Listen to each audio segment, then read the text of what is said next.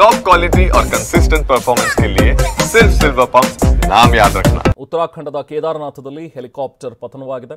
ಈ ದುರಂತದಲ್ಲಿ ಪೈಲಟ್ ಮತ್ತು ಮಗು ಸೇರಿದಂತೆ 6 ಮಂದಿ ದುರ್ಮರಣಕ್ಕೀಡಾಗಿರುವ ಬಗ್ಗೆ ವರದಿಯಾಗಿದೆ.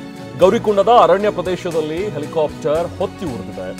ಕೇದಾರನಾಥದಿಂದ ಗುಪ್ತಕಾಶಿಗೆ ತೆರಳುತ್ತಾ ಇದ್ದಂತ ಹೆಲಿಕಾಪ್ಟರ್ ಇವತ್ತು ಮುಂಜಾನೆ ನಸುಕಿನ ಜಾವ 5:20 ಸುಮಾರಿಗೆ ಹೆಲಿಕಾಪ್ಟರ್ ಪತನಗೊಂಡಿದೆ ಅನ್ನುವಂಥದ್ರ ಬಗ್ಗೆ ಸಿಕ್ಕಿರುವಂತಹ ಮಾಹಿತಿ. ಆರ್ಯನ್ ಏವಿಯೇಷನ್ ಕಂಪನಿಗೆ ಸೇರಿರುವಂತಹ ಹೆಲಿಕಾಪ್ಟರ್ ಇದು. ಸ್ಥಳಕ್ಕೆ ಎನ್ಡಿಆರ್ಎಫ್ ಮತ್ತು ಎಸ್ಡಿಆರ್ಎಫ್ ಟೀಮ್ ದೌಡಾಯಿಸಿದೆ. ಪರಿಸ್ಥಿತಿಯನ್ನ ಈಗ ಅವಲೋಕಿಸ್ತಾ ಇದೆ. ಕಾರಣ ಸದ್ಯಕ್ಕೆ ಲಭ್ಯವಾಗ್ತಾ ಇರೋ ಪ್ರಕಾರ ಬ್ಯಾಡ್ ವೆದರ್ ಕಂಡೀಷನ್ ಇತ್ತು. ಸೊ ಹಾಗಾಗಿ ಈ ಒಂದು ದುರ್ಘಟನೆ ಸಂಭವಿಸಿದೆ ಅನ್ನುವಂಥದ್ರ ಬಗ್ಗೆ ಮಾಹಿತಿ ಈಗ ಲಭ್ಯವಾಗ್ತಾ ಇದೆ. ಬಟ್ ಎಕ್ಸಾಕ್ಟ್ ರೀಸನ್ ಏನು, ಯಾಕಾಯಿತು ಅನ್ನುವಂಥದ್ರ ಬಗ್ಗೆ ಇನ್ನಷ್ಟೇ ಮಾಹಿತಿ ಕಲೆ ಹಾಕಲಾಗ್ತಾ ಇದೆ.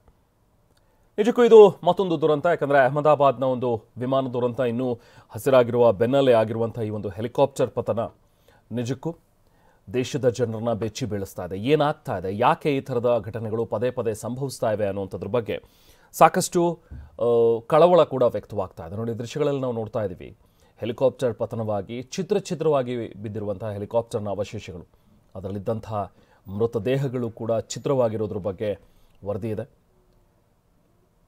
ಎಲ್ಲೆಂದರಲ್ಲಿ ಚೆಲ್ಲಾಪಿಲಿಯಾಗಿ ಬಿದ್ದಿರುವಂತಹ ಮೃತದೇಹಗಳು, ಗೌರಿಕುಂಡದ ಅರಣ್ಯ ಪ್ರದೇಶದಲ್ಲಿ ಮೃತದೇಹಗಳು ಪತ್ತೆಯಾಗ್ತಾ ಇವೆ.